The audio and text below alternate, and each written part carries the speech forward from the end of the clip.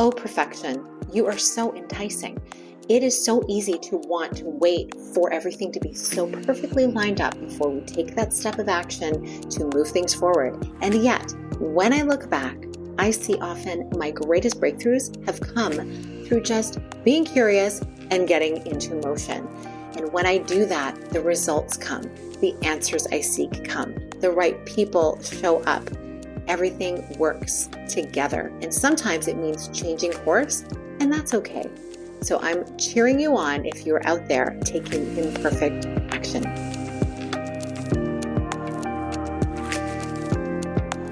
Hi, welcome to the Connect with Sheila Botelho podcast. I'm an entrepreneur, self-care strategist, and creator of the Seasons self-care app. I'm committed to helping you reconnect to your purpose, elevate your well-being, and build your version of a happy, successful life. And on this solo chat, I wanted to go back in time a little bit and share some backstory about how some of the things I do now actually came into being.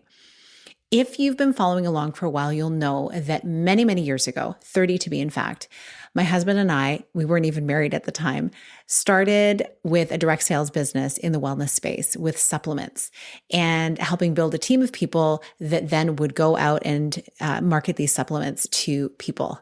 So we would call this B2C, I guess, so business to consumer, with us being the intermediaries and teaching people about sales, about connection, about all those things. And what a journey it has been as we have done that, because it has been a wonderful residual income that has happened for many years now. And it has helped to fuel other things that we do in our lives. And we have done so many different things. And it's been really interesting because you realize once you do one thing that has never been done by yourself before, you start to see new skills kind of rise to the surface inside of yourself. And it gives you the confidence to be able to go and try new things. Now, even so, sometimes there's those experiences where you feel like, oh my goodness, this new thing, I don't know, it's nerve-wracking. How am I going to do this? And sometimes doubt will still come because that's just part of being human. And as I've mentioned before, any new thing that we go out to do, even if we're just like ideating about it, and then when it comes time to actually do the thing, we can stop ourselves. And that's because our brain is trying to keep us safe. Our brain is so busy keeping us alive. It doesn't want us to be trying all these new scary things because it doesn't know the difference between actual danger and just something different and something new. It loves boring, right? And so the key that I have found to be so helpful as I've tried many new things over the years, and thankfully it's been getting easier and easier over time, is to have a really good relationship with my brain, with my amygdala, and just let them know, hey, you know what? I've got this.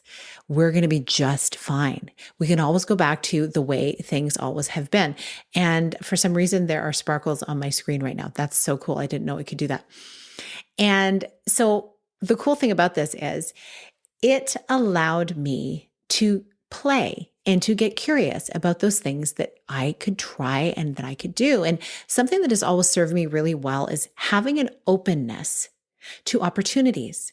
And as you can tell by the name of this podcast, I love to connect with people and I love to hear their stories and I love to make connections of the things that I've experienced with what other people have experienced, because it's like an even deeper level of getting to know someone. And then from there, I love to connect people with each other, people of like mind, people with businesses that could collaborate well together. And so this has been something I've done over the years, sometimes for business and sometimes just out of the goodness of my heart, because I really love seeing people win. And I love seeing collaborations happen that make sense and that light people up. That truly lights me up. So over the years, I've had different entrances into businesses, from writing to marketing and promotion, to obviously sales, to nutrition, to different product lines. And more recently, in the last decade, that has translated into moving into the blogging and podcasting and online course creation space and coaching space. And it's been really fun to see what has happened there, because these types of skills that I developed years ago come into play time and time again with the things that I do, each new business, each new idea that comes about. And so there are three things, though, that typically keep coming up each time. And it's very interesting because you can feel like I've been doing this a while. I should have this down pat. Some of the old emotions that maybe used to come up don't come up anymore, but different ones do. And sometimes it's old emotions that are dressed up in a fancy outfit, trying to trick me that there's something different, but they're actually something that is still at the root of something that maybe had been holding me back in the past, like something that you think you've worked through, but maybe there's still remnants of it there. And what I love about this is it just shows that no matter what phase of life we are at, there's always room for growth. I really believe when we are growing, we feel fulfillment. We feel that sense of progress. You'll hear many other people talk about this, that progress is what gives us this feeling of satisfaction. I mean, think about it. Whenever you have started something, no matter how big or small, and you actually come to the end of it, you complete it, and you tie it up with a bow, and you can just look at it and say, I did that thing. No matter what it is, it feels really, really good. Conversely, when we have so many ideas in our head that we want to get started on and we never take that step, it's an opposite feeling. In fact, it can feel kind of like something is just like, it almost makes you sick to your stomach in a sense, right? Like, think about it. That feeling of regret, there's like a bitterness to it. There's a bitterness that comes along with it. I've had conversations recently with people about this, about the pang of regret. And honestly, if you've been living your full life, you must have some regrets at some place. That's just the human quality that we experience when we go through life. We don't do absolutely everything that we set out to do. And then there's some things that we really wished for that now I can look back and say, I'm glad that didn't happen. At the time, maybe I was unhappy that the thing didn't happen, but looking back, it all worked out. And so a couple of the things that I was mentioning earlier that have been on repeat in this experience have been things related to taking action. Action is such a beautiful way to cure the fears that come up before us.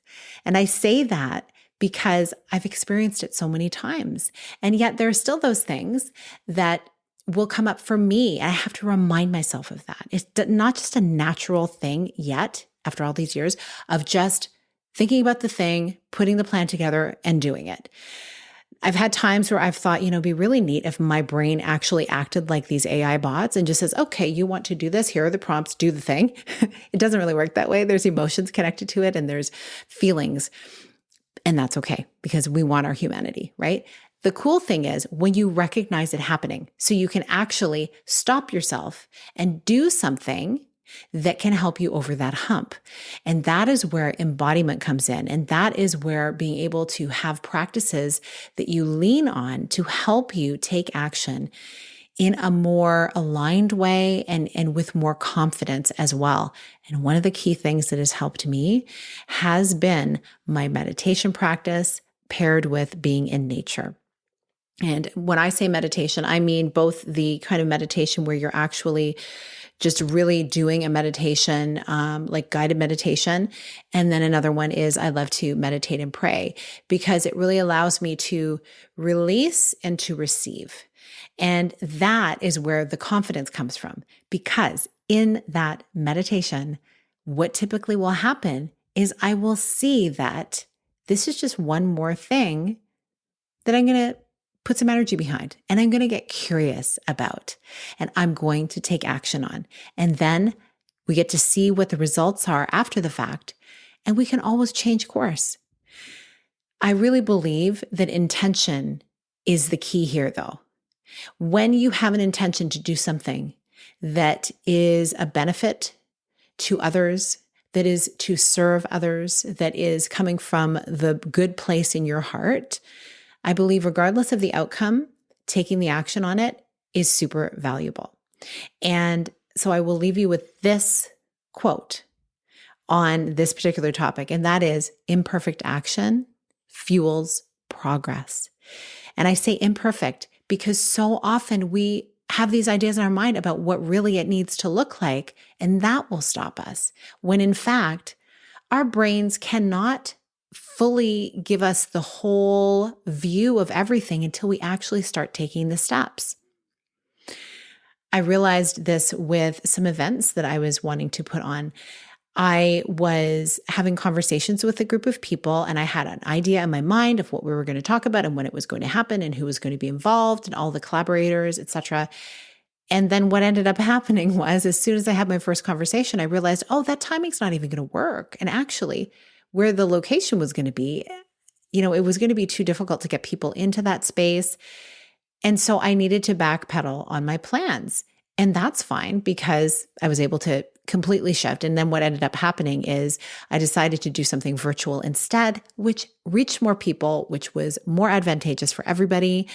And the result was that people actually got the transformation in a different way than I expected, but it was actually more powerful. So we have to be able to and willing to take the imperfect action. And so the thing that then comes up for me is this idea of growth and surrounding yourselves with people that have been places that you haven't been. They have done things you've not done. They're experts in an area where maybe you're not an expert. I mean, let's face it, we can't be expert at everything. And it really makes it more enjoyable in life to surround yourself with people who have expertise in different areas. Because yes, you learn something, but also you get to see other people shine in their brilliance, and you can benefit each other while you do that. That's the power of collaboration. And so what this shows me too is your growth reflects your level of excellence. Does this make sense? When you are moving through something, when you have actually taken the next leap in your growth, you start to see a new level of outcome. The results seem to come faster. People seem to need less guidance because everything is there that they need. It feels a little bit more easeful. And that's because you have been cultivating excellence in your life. You have grown. And the idea of John Maxwell actually talks about this in his book, the 21 Laws of Leadership, Irrefutable Laws of Leadership, I believe it's called. He talks about the law of the lid and how your level of leadership and success are capped at the level of your current skills. And so this invites us into looking at how do we want to grow in our lives? And if we want to grow beyond where we are, we're going to need to get guidance on how to get there. And that's where coaching comes in. That's where group programs come in. That's where mentorship comes in. And myself, I have invested over the years in mentorship, in groups and masterminds and programs so that I could grow beyond what I knew. Because there's this saying, you know what you know, but you don't know what you don't know. And so someone else knows that thing. Get to know that person and get guided by them so that you can then learn the things that you didn't know already. And that is how we grow. And so if you're wanting to grow and expand in your life, in your business, in your relationships, it's so key to put yourself in front of people who have the type of experience in their life and business that you are desiring, because you will learn things from them. And typically people who are on a growth trajectory love to share their secrets. Like they love to actually have conversations with people who are looking to grow and expand. And I love being in spaces like that because it shows me the beauty in humanity during a time. And I mean, I think there's always been these times where the, path of least resistance is so enticing and people want to just stay where they are and not have to try, not have to put themselves out there. And hey, if you're at that place right now, that's okay. We all get to have grace on ourselves at the different parts of our journey. There's just something so special about connecting with people who want to grow and who want to grow not just for their own sake, even though that in and of itself is enough. And I love the idea of growing to serve the collective, to reach other people and help them expand and help them feel good in their lives. And so that's what I love about when we can grow and expand. And I look at some of the things that I've been doing recently with clients that I've been working with, and I see that I would not help them get the results that they really wanted had I not made the investments in growing myself. I can only guide someone as far as I can see. And so if I'm really wanting to take people beyond where they are, I need to continually be moving myself in that direction too, like beyond where I am. And I need to be a few steps ahead in some regards so that I can do that. And so I'm really grateful for the investment in time that I've made over the years and for those people who I get to call my mentors because they have poured so much into me. And the third thing I want to talk about is connection is the catalyst for impact. Like truly connection when you are not just on your own, not trying to lone wolf it, when you are with one other person or a group of people who are wanting to reach and expand and do new things, something really magical happens. There's like this powerful energy and more possibility opens up than you could imagine. And so when you can look with intention towards connecting more with other people, whether it be in your specific field or beyond that, even looking for connections and collaborations outside of what you do that could really let everyone else rise, that can be really exciting because you start to get creativity at play here. You get to see different ideas emerge that you otherwise would never see because you're maybe talking to someone in a completely different field, a completely different part of the world, maybe. And that's where even greater success can be unlocked because you're creating a unique, valuable next step for people or program or offering that again, would not otherwise exist without the connection and collaboration with that other person. One thing that I'm loving, I have a few friends who have, well, a number of friends actually who have retail businesses. And what I love seeing is when they are collaborating. They may have completely different businesses, but they're in a similar region and they do have similar type of clientele. And they work together and they collaborate. And what's beautiful about that is it's beautiful for the community, but also it allows everybody to rise up a little more in their own success, in their profits, in their reach, and they're building truly with community at heart. So, and of course, when you think about retail, do you just go to one store? Like you probably shop, right? If you're sitting on a phone watching this, or if you're listening to your headphones to this podcast, you have bought something at some point in your life. Do you just go to one store or do you go to, a handful of stores or maybe more? Imagine if the various stores that you went to had connection. And then, hey, if you shop here, you get a discount on this. And oh, did you know this person? They also own this place and they're having this event. And so the people from this organization and this organization are coming together to create something. I just think that's so cool. And it actually is like, it harkens back to an older time, which is what we grew up with in the beginning of some of our towns when they were just getting founded. These small communities, everybody coming together. And we can have this now also. So I love celebrating that with the various people I know who are doing it. I know some people who were completely in a different space and decided to open up a retail establishment. And they are so loving it. It's so different, but they're having so much fun. And it's because they're bringing in that communication and community element together. Like the communication piece gets to be on social media and the connection gets to be online, but also in person. So it's really beautiful. And so these are some of the things that I wanted to reflect on as I thought about my journey in business, just how many things have shifted and changed and how in this beautiful environment that we get to live in the online space, so much more becomes possible because you can have different ways you're working with people. Like for instance, myself, I have one-on-one clients. I have corporate clients. I have my group program clients. And then I have, of course, things like this, the podcast, and ways that I connect to promote and to educate and build community with people.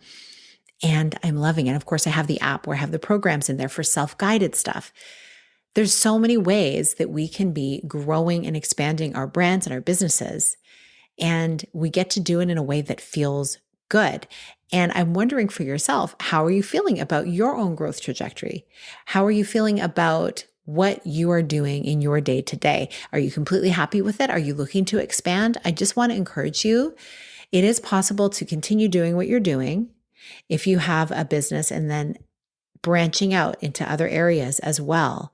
You can do it very methodically. It's something I love to strategize with people on. And of course, I'm doing it all through the lens of self-care, meaning I want you as the founder of your business to feel your best and to be so aligned and clear on what your outcome is in your whole life so that you can then build your business plan around that instead of the other way around and leaving yourself last on the list of to-dos. And so if you are wanting to dive in a little bit deeper to your own next steps for the next 5 years, 10 years, and you want to get clear on your vision, I invite you to download the Embodied Success Method and Meditation. You'll see it in the show notes, and you'll see it anywhere linked wherever you find me on my website, etc. And it is always a wonderful way for you to be able to tune in, to get quiet, and to really know what are your next steps. And then you get to plan backwards to what the first step is based on looking at your goal and then bringing it back. Like I'd love to reverse engineer it with my clients. So fun. So it's a free method of meditation. You can check it out, download it at the link in the show notes. And I would love to hear, what new thing are you working on right now? Could it be you? If you listened to my mini-sode on Monday, it was all about the body and all the things we need to be able to feel whole and give ourselves the actual self-care that our bodies are craving and our minds and souls are craving. What's the thing that you're working on? Is it business? Is it personal? I'd love to hear. Thanks for listening. I hope you have a beautiful rest of your day, and I'm sending you lots of love. See you on another episode. Big blessings.